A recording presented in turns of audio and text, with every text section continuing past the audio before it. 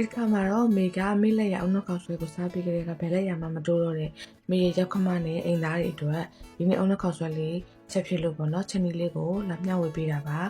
အားလုံးပဲလိုက်ကြည့်ပေးပါအောင်အရင်ဦးဆုံးမေချက်ရိုးလေးတွေကိုရစေးတန်းစင်လိုက်ပါတယ်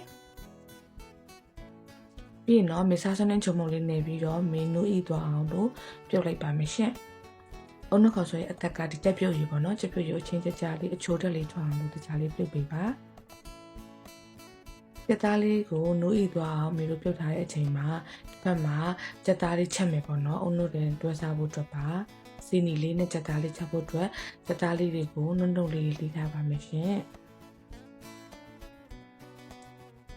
ပြီးပါရင်တော့မေတို့လေးထားတဲ့ကြက်သားလေးတွေကိုစားစွန်းနဲ့အချိုးမောက်ကလေးနဲ့ပြီးတော့ရတာခဏနှက်ထားပါမယ်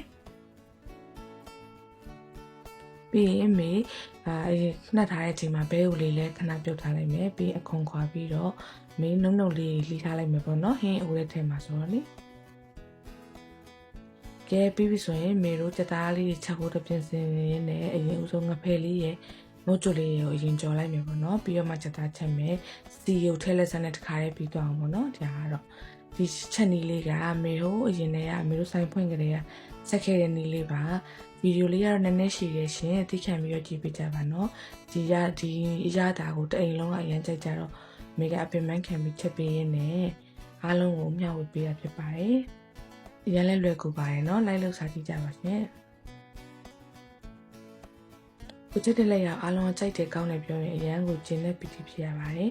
ကဲအားလုံးကြော်လော်ပြီးပြီဆိုရင်တော့မေးချက်သားလေးစီတက်ပါတော့မေးချက်သွန်ပြူနီစနွဲလေးနဲ့စီတက်လိုက်တဲ့ချက်သွန်လေးရဲလာပြီဆိုရေလေးထည့်အရောင်လေးမုံလေးထည့်ပြီးတော့မေတို့လက်သားနေထားတဲ့ချက်သားလေးထည့်လိုက်ပါမယ်ပြီးရင်တော့မေတို့ချက်သားလေးလည်းရေခမ်းပြီးစုပြန်တော့မယ်ဆိုရင်စားချုံမရတာလေးထည့်လိုက်တယ်ချက်သားလေးလည်းတေချာစီပြန်ပြီဆိုရင်တော့မေတို့အိုးချလိုက်ပြီးတော့မေးဟင်းရေချက်ဖို့အတွက်မေးရေးထည့်ပြီးတော့စူအောင်လို့တစ်ချက်တည်ထားလိုက်မယ်ပေါ့နော်အုံတို့ဟင်းချက်ဖို့အတွက်တစ်ချက်ကလေးပြင်ဆင်ပါမယ်။မေကဒီညမှာမွေးပဲစိမ့်မုတ်ထုတ်ကြီးကိုတုံးထားပါတယ်။မွေးပဲစိမ့်မုတ်လေးတွေကိုရေလေးနဲ့ကြေးသွားအောင်မေတို့ဖြော်လိုက်မယ်။ပြီးရင်ရေနွေးလေးပပွက်ဆူပြီဆိုတော့မေစကားလေးနဲ့အပဲစိမ့်ချီထားလေးတွေကိုထည့်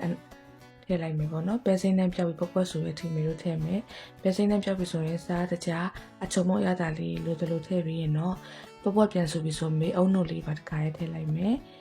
လေးလေးလေးပပွက်ဆူပြီးပဲစိမ့်နဲ့လေးပြောက်ပြီးအုံနုနဲ့လေးမွေးလာပြီဆိုရင်တော့မေချက်သားချက်ထားတဲ့အစီလေးတွေအသားလေးတွေထည့်လိုက်ပါမယ်ပြီးရင်တော့ဘဲကိုလေးလှီးထားတာပါတခါလေးထည့်လိုက်မယ်ကြက်ရိုးလေးတွေလည်းနူးအီးပြီးတော့အရန်ကိုရတာရှိအုံနုခေါက်ဆွဲလေးကိုအင်သားတွေကတော့ဘယ်နှပွဲမှမသိစားပါတယ်အားလုံးပဲလိုက်ဆက်စားကြည့်ပါနောက်ဗီဒီယိုမှာပြန်တွေ့မယ်နော်တတာ